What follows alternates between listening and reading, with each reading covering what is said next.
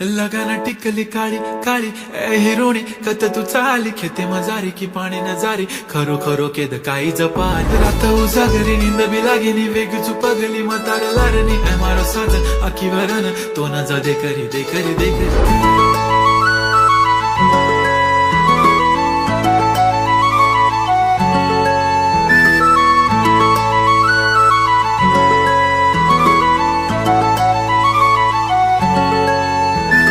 छनछनन पैंजण चांदीचा कमर बंद